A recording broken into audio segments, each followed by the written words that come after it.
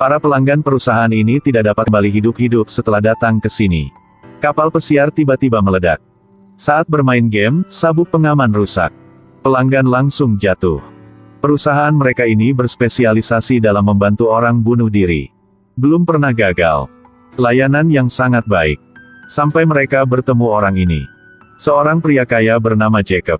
Tapi kenapa dia ingin mati? Karena dia terlalu kaya. Ada juga villa super besar. Setiap hari dia harus duduk di mobil untuk kembali ke kamar tidur. Panggil pembantu, dia harus menelepon. Jika dia ingin makan, dia harus naik 5 lantai. Rindu ibu hanya bisa melakukan 1 panggilan telepon. Karena jika dia benar-benar ingin mengunjungi ibu, dia harus pergi sangat jauh. Tiba-tiba suatu hari ibunya meninggal. Sementara itu Jacob tidak bisa menerima hal ini, jadi dia ingin bunuh diri. Jadi dia menunjukkan beri diri sendiri 3 cara. Cara pertama adalah gantung diri. Dia baru saja mengambil tali untuk digantung di pohon, dia melihat pasangan lewat. Bahkan ketika dia mau mati, dia masih harus menonton film cinta. Jadi dia harus pindah ke tempat lain. Jacob selesai menggantung tali. Siap memasukkan kepala. Tapi tidak tahu dari mana suara tembakan itu berasal. Membuatnya jatuh dari kursi. Dia hanya ingin bunuh diri tetapi dia tidak membiarkan orang sendirian. Jacob pergi coba lihat. Hanya adalah 2 pemburu yang berdiri dan menyesuaikan pistol mereka. Jadi dia memikirkan opsi kedua. Menggunakan pistol. Bukankah inilah cara mudah seperti membalikkan tangan? Semua pistol di rumahnya adalah pistol yang sangat bagus.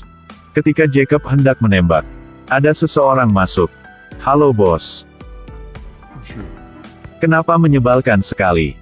Dia menghindari membiarkan pelayan melihatnya. Bersiap untuk menggunakan opsi ketiga. Gas beracun. Bagaimanapun, dia belajar yang baik. Dia selalu suka melakukan eksperimen. Dia memperbaiki keran. Kemudian hubungkan penyedot debu dan perbaiki dengan pita perekat. Lalu lari ke tempat parkir. Mobil di sini semuanya sangat bagus. Yang mana yang bisa saya pilih? Ketakutannya pilihan muncul kembali. Seseorang pernah mengatakan kepada dia bahwa dia harus mati sebelum jam 3 siang. Sekarang sudah jam 12 siang. Dan waktu tidak tahu menunggu siapapun. Dia hanya harus memilih satu. Dia menghubungkan pipa ke pipa asap knalpot. Ujung keran yang lain dimasukkan ke dalam mobil. Tapi dia masih merasa ada yang kurang. Dia menatap ke depan. Sesuaikan sedikit lagi. Ayo mana musiknya?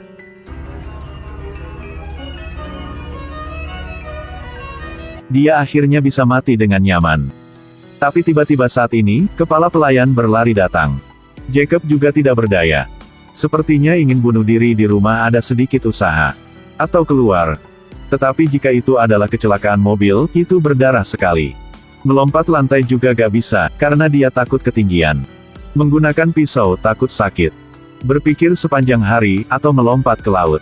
Tetapi setelah datang ke sini, dia menemukan bahwa dia tidak secepat yang lain. Ada seorang lelaki tua yang baru saja menyapanya dan melompat turun. Jacob langsung menonton untuk belajar dari mengumpulkan pengalaman. Tapi tidak sengaja menemukan kartu nama. Ini dari perusahaan bunuh diri. Dan ini adalah pemilik perusahaan ini, Mark Jones. Dia telah menemukan bahwa rumah Jacob sangat kaya. Begitu dia tiba, dia langsung tersanjung. Jika saya mengatakan ini adalah agen perjalanan. Menyediakan untukmu sebuah perjalanan yang hanya sekali seumur hidup. Ini adalah tempat yang dapat membantu Anda dengan aman pergi kemana yang Anda mau datang. Lalu apakah Anda tertarik? Terlihat cukup profesional. Jacob melihat bahwa pelanggan mereka tidak sedikit. Misalnya, pasangan ini menderita kanker.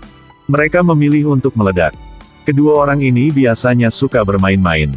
Ketika mereka sudah tua, mereka tidak ingin mengganggu anak-anak mereka. Jadi mereka telah memilih untuk meledak ketika berjalan di danau. Pasangan ini menginginkan kematian yang sedikit lebih merangsang. Jadi mereka memilih untuk memainkan game ini. Dia merasa ada banyak cara seperti ini dan itu tidak buruk. Jadi dia langsung menggesek kartunya. Pilih kematian yang paling mahal. Sebelum menandatangani kontrak, dia bersikeras padanya bahwa setelah kontrak mulai berlaku, itu tidak dapat dibatalkan. Jacob sudah lama ingin mati. Jadi dia bahkan tidak memikirkannya dan setuju. Setelah menandatangani, dia harus memilih peti mati. Di sini dia bertemu dengan seorang wanita yang sangat profesional. Nama dia Anne. Juga pelanggan di sini. Mereka berdua bersenang-senang berbicara satu sama lain. Jadi mereka saling kenal. Mau belajar agak pengalaman. Setelah menyelesaikan perlakuan itu, dia pulang dan memecat semua pembantu. Dia juga mencari pengacara untuk memproses properti ini. Kali ini dia akhirnya bisa mati dengan tenang. Dia membawa kursi dan duduk di depan pintu. Menunggu untuk melihat apakah ada yang bisa membawanya turun ke Sungai Emas. Apakah ada orang di sana? Datanglah. Saya di sini. Tetapi pada saat ini, telepon berdering dari dalam rumah. Di depannya sebuah mobil dengan berat 30 ton dan kecepatan 100 km per jam melaju ke arahnya. Tidak peduli seberapa banyak pengemudi mengontrol, dia tidak dapat mengontrol mobil lagi. Mobil-mobil lain beruntung bisa menghindarinya. Mobil itu berlari seperti terbang, menyebabkan orang-orang di sekitar lari ketakutan. Tapi keduanya berpegangan tangan dan berdiri di tengah jalan. Apakah mereka ingin masuk surga bersama? Hasilnya sedetik kemudian. Anne dan Jacob membeku. Mungkin mereka menghabiskan uang mereka di tempat yang salah. Keduanya menandatangani kontrak bunuh diri sehari sebelumnya. Mereka benar-benar ingin bunuh diri. Namun Jacob sudah menunggu beberapa hari tetapi tidak ada yang terjadi. Anne juga seperti dia. Jadi mereka berdua pergi ke restoran makan bersama.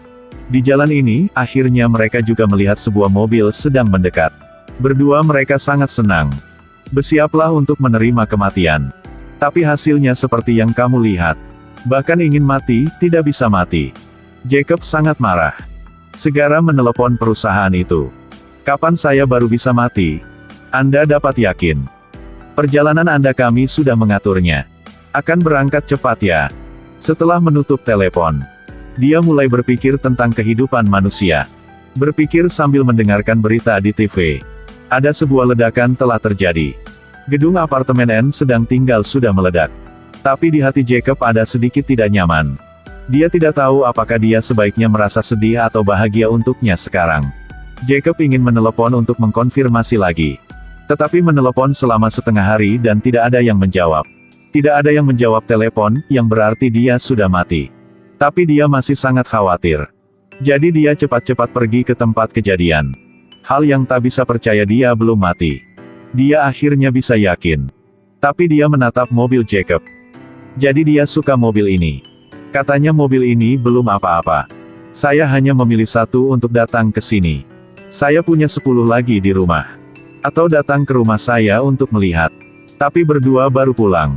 Kemudian mereka menemukan seseorang sedang di sini. Dia adalah kepala pelayan tua. Dia hanya datang ke sini untuk memangkas pohon dan merawat taman mawar. Setelah melihatnya, Jacob sangat emosional. Karena setelah ayahnya meninggal, dia yang selalu adalah orang menjaga Jacob. Jacob ingin berbicara dengannya sebentar. Apakah Anda ingat pertama kali Anda bertemu dengannya? Aku sedang berbicara tentang istrimu. Tentu saja saya ingat. Pada saat itu, Anda merasa bahwa dia sangat istimewa, bukan? Tentu saja. Apakah Anda menyadarinya saat itu? Dia juga tidak adalah seorang bodoh. Setelah mendengarkannya, dia menyadari bahwa Jacob sudah menyukai Anne. Jadi dia menyarankan Jacob untuk memberitahu Anne.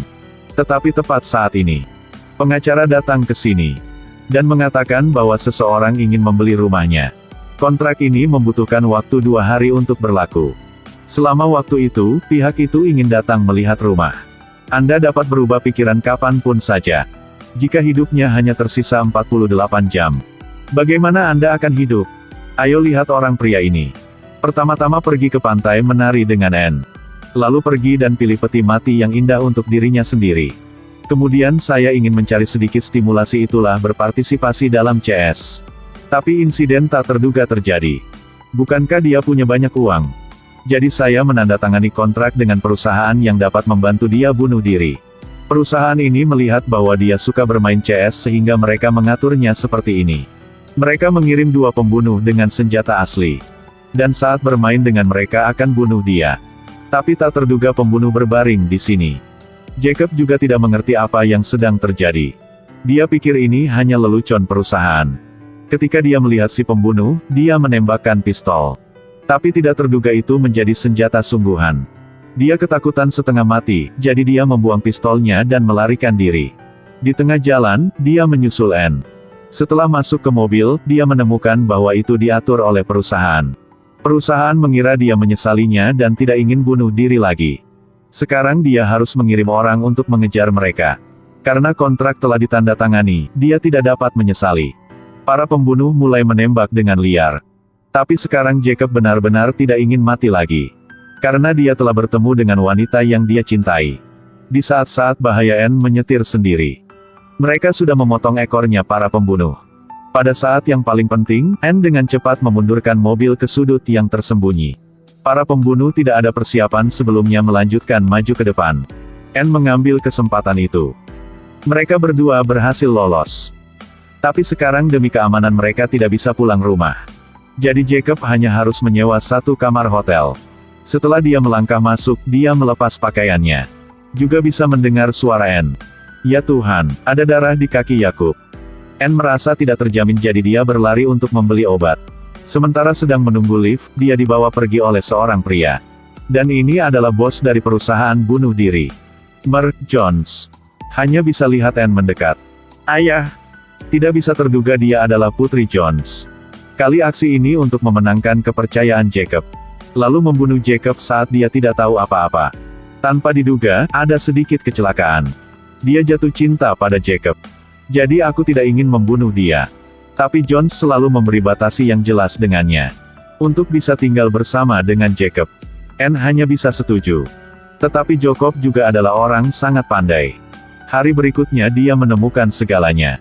Anna, untuk menunjukkan ketulusannya, mengatakan kepadanya seluruh kebenaran. Lalu dia bilang dia akan menyelamatkannya. Dia menembakkan peluru ke dinding. Lalu memberi Jacob setas putih. Tapi sekarang ada sedikit masalah. Jika ingin hidup, dia tidak bisa hidup tanpa uang dan rumah.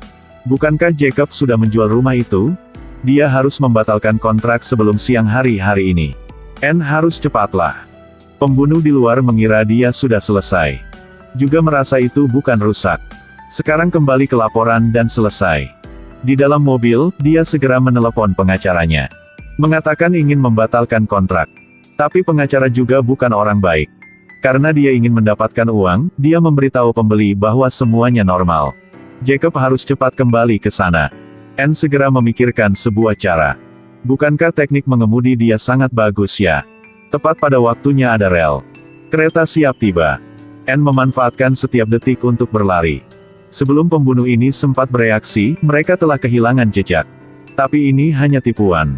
Dia mengambil kesempatan ini untuk menyuruh Jacob turun dari mobil. Sedangkan mobilnya masih terparkir di sini. Jadi dua pembunuh baru tidak curiga.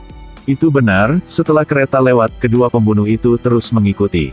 Adapun Jacob, setelah keluar dari mobil, dia bisa berlari pulang tepat waktu. Dia mengambil waktu Jacob tidak hati-hati dan meletakkan pisau di sakunya. Tidak terduga. Dia tidak bisa pergi melewati. Mereka juga pikir dia ingin protes, jadi dia telah membawanya ke kantor polisi. Tunggu sampai teratasi. Kontrak sudah berlaku. Rumahnya telah terjual. Jacob tidak menerima. Dan ingin menuntut pengacara itu. Merebut kembali rumah dan properti. Di sisi lain, Jones menemukan tas kosong.